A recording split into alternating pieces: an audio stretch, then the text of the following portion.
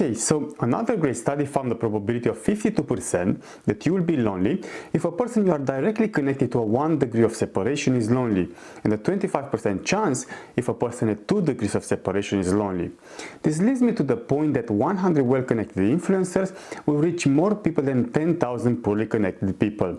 And of course, they will definitely reach more people than 1 million fake followers.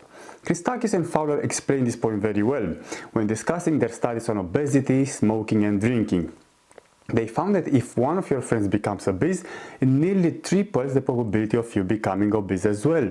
Similarly, when people quit smoking, their friends, their friends' friends and their friends' friends' friends are influenced to mimic this action.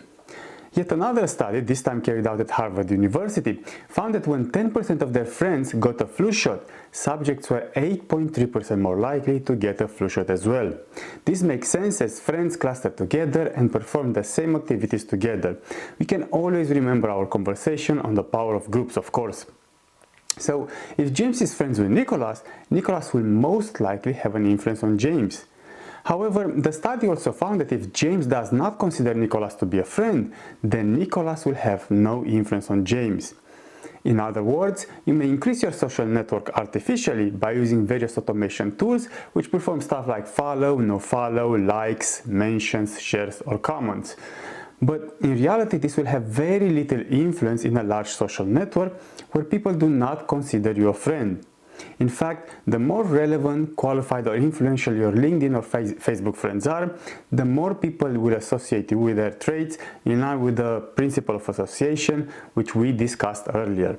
To sum up, having quality connections really matter. Of course, you may want to use automation and fake followers to build an initial base of followers for social proof purposes.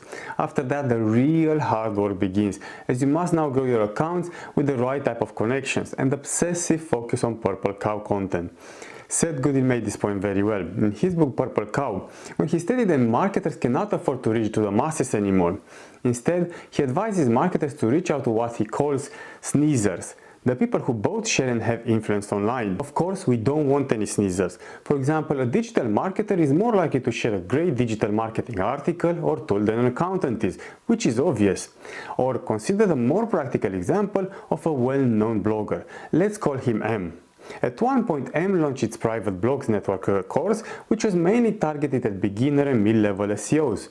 The launch was preceded by 4 free intro videos in which he recalled how several times early in his SEO career, he had to learn stuff by doing mistakes.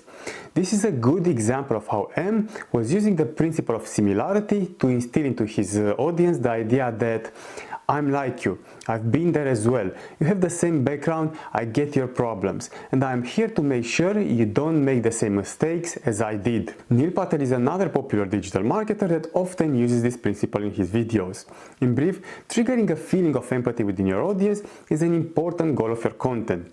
Christopher Chabris and Daniel Simmons rightly point out in their book The Invisible Gorilla that the more we empathize with someone, the less critical we become of their message. To go back to the example of M, every experienced SEO knows that private blog networks were a no-go strategy in SEO at the time. However, in his case, the empathy we feel towards his personal experience, combined with his influencer status, makes us feel more excited than we should about the course. By pointing to his earlier mistakes, Emma was also leveraging what Richard Wiseman describes in his book 59 Seconds as the pratfall effect. Basically, the pratfall effect means that occasional slip-ups can in fact enhance your likability and make you seem more human. And by emphasizing the common goal of beating Google, M was also leveraging the shared adversity principle, which refers to the fact that sharing adversity brings people together.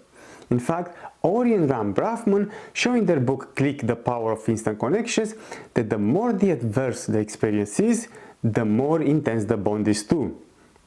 So, the more strongly the SEOs were unhappy with Google, the bigger the bond between M and his potential students. The saying, your enemy, my enemy, just came to mind actually. Now, assume for a moment that the course was offered by an unknown John Doe digital marketing guy, rather than by a respected influencer like M. Would your perception of the offer change? I think that you'd laugh at the idea of private blog networks and seriously question the level of expertise of this John Doe guy. Okay, let's stop here, but we'll continue the conversation on social media in the next session. Thank you for watching.